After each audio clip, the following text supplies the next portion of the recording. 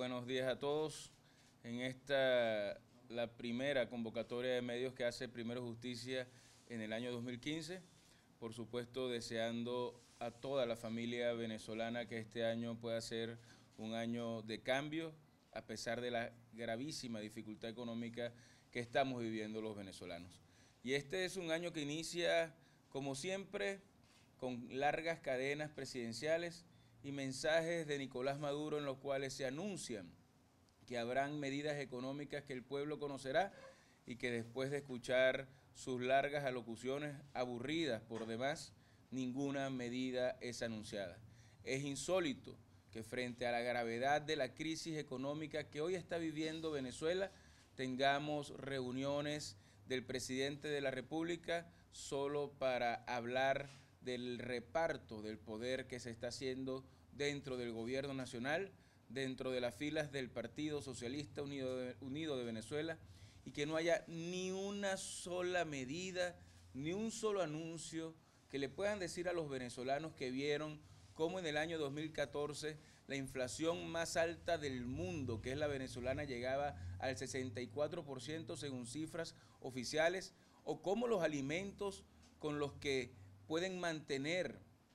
a sus hijos llegaron a tener 92% según cifras oficiales de aumento durante 2014, puedan sentir que este año puede haber un cambio en términos de lo que es el nefasto y deplorable manejo económico que este gobierno ha tenido. 16 semanas de baja consecutiva de precios del petróleo. Llegamos a cifras que no imaginábamos que podíamos llegar al cierre de este año, y se anuncia, según los expertos, que durante el 2015 los precios del petróleo bajarán aún más. Pero se estima que la inflación durante este año llegará a ser del 100%. Y frente a una crisis tan severa como la que estamos viviendo los venezolanos, como la que está sufriendo cada persona humilde que tiene un sueldo mínimo y que no le da para mantener a su familia, lo que hemos visto es cómo en el gobierno sacan y meten gente, cómo llegan al descaro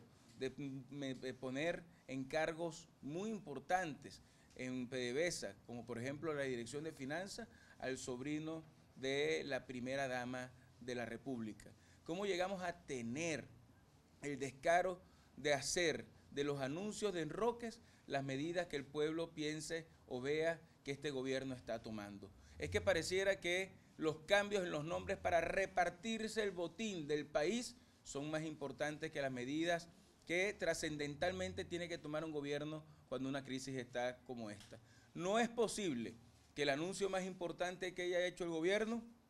sea el de la entrega de los peajes. Por cierto, que cuando en su momento esos peajes se hicieron, se eliminaron, el presidente Hugo Chávez dijo que se eliminaban porque era más capitalismo. Quiere decir esto que es una reversión de la política de Hugo Chávez, que en vez de anunciar medidas que puedan significar bienestar para el país, lo que le están diciendo es que van a seguir metiéndole las manos en el bolsillo a los venezolanos porque ya ellos no son capaces de ni siquiera mantener las vías en el país que durante estos años se han deteriorado de la forma como lo han hecho. ¿Cómo es posible que el único mensaje que se escuche durante estos días es que las medidas económicas y la política económica de este gobierno, que nos ha llevado al fracaso y al caos que hoy estamos viviendo, va a ser profundizada porque la revolución exige que estas medidas se profundicen? Creo que todo lo que está ocurriendo hoy en Venezuela tiene un solo responsable, y no es otro que el gobierno nacional en manos de Nicolás Maduro. No hemos tenido en los últimos 16 años de revolución que nos ha llevado al atraso 2 años peores que los años en los cuales Nicolás Maduro ha sido presidente de la República. Y por eso este año inicia con la reconfirmación por parte nuestra de nuestra vocación, disposición y lucha para que exista un cambio inmediato y radical en Venezuela cuando acudamos a las urnas electorales a votar. Todo lo que está ocurriendo es una factura que tenemos que guardar todos en términos de lo que significa poder lograr un cambio inmediato y radical en la Asamblea Nacional, que es el poder más importante del país, que es el poder que aprueba los presupuestos, que es la instancia que aprueba los créditos adicionales al gobierno nacional, que es la instancia que puede impedir que sigamos repartiendo petróleo y dinero cuando nos está faltando a otros países. Esa factura la podemos cobrar nosotros cuando vayamos a votar y recobremos nuestra dignidad y la conciencia de un pueblo que entiende perfectamente que no podemos seguir viviendo como estamos viviendo. El gobierno de Nicolás Maduro tiene que entender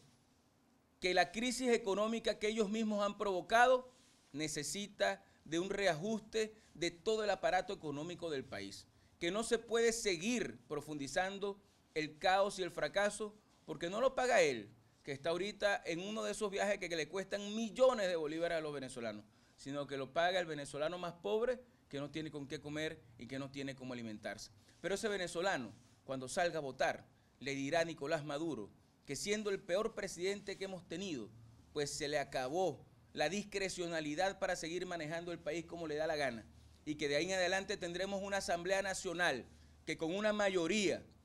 opositora al gobierno nacional va a poner los frenos necesarios para que no se siga despilfarrando el dinero de los venezolanos y para que todos, juntos, todos los venezolanos, podamos cambiar la situación económica que hoy estamos viviendo.